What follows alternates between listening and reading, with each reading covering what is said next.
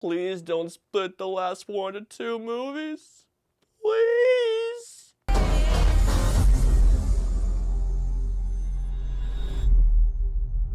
If something were to happen to you, I could never forgive myself.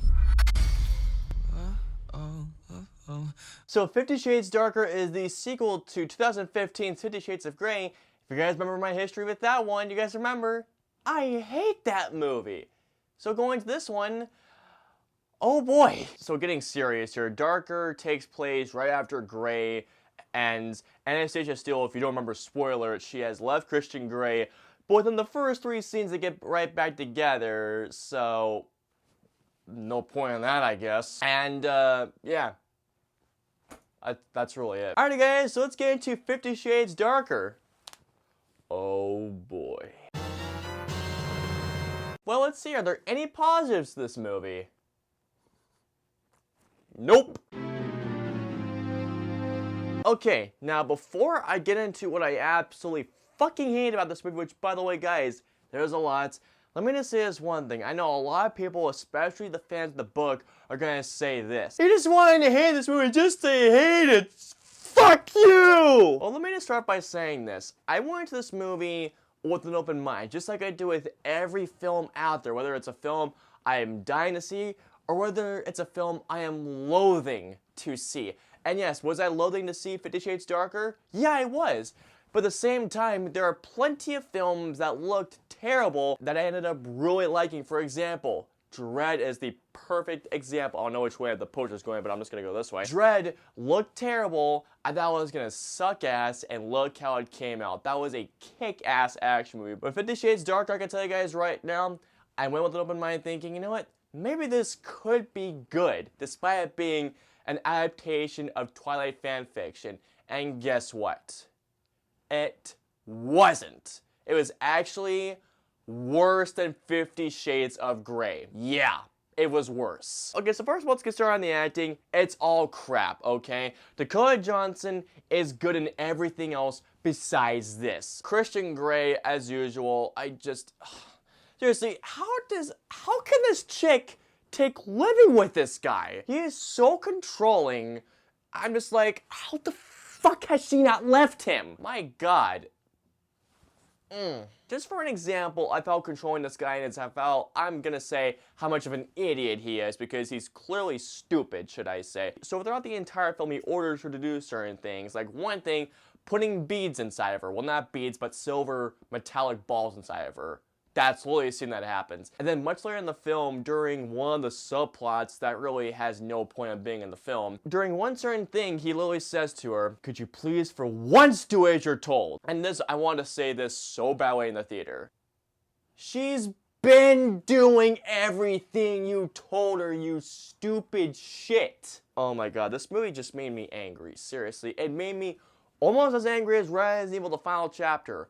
Almost as angry. And the thing that's even worse is that this entire franchise lies on their chemistry, which, by the way, they have none of. Seriously. Christian Grey and Anastasia Steele have no chemistry. Like, absolutely. Look.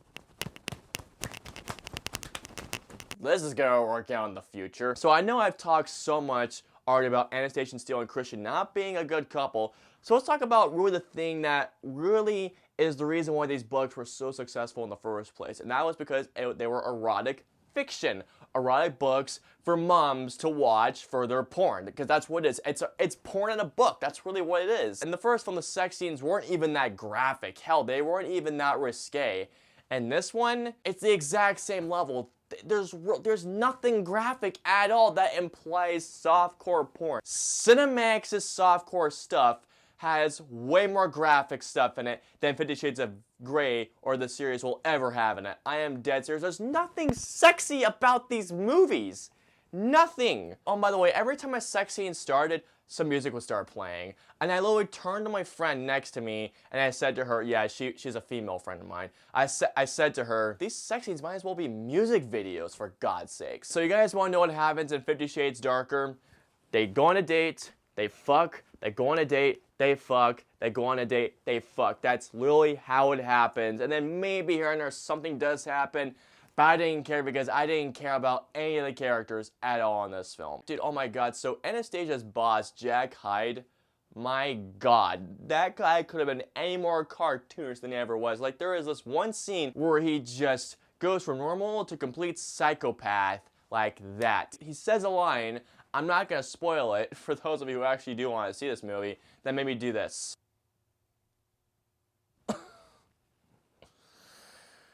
Oh god, how did these books... Wait, did I mention these books were New York Times bestsellers?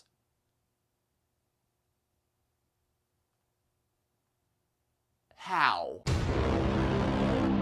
So overall, yeah, 50 Shades Darker, if you couldn't get this already, I freaking hated this movie. It bored me to tears. There is no reason for these books to exist, only because the writer was inspired by Twilight, or no, my bad, she wrote Twilight fan fiction, now these movies exist. God dang it. So yeah, I'm gonna give 50 Shades Darker a 0 out of 5. My god. I'm just praying, I am praying right now that the last movie is not split into 2 parts. Please. Alright guys, so comment down and let me know below. Are you guys even interested in seeing 50 Shades Darker? If not, guys, you have 2 great films that are out this week. And you have an awesome action movie and an awesome family movie for you guys to watch.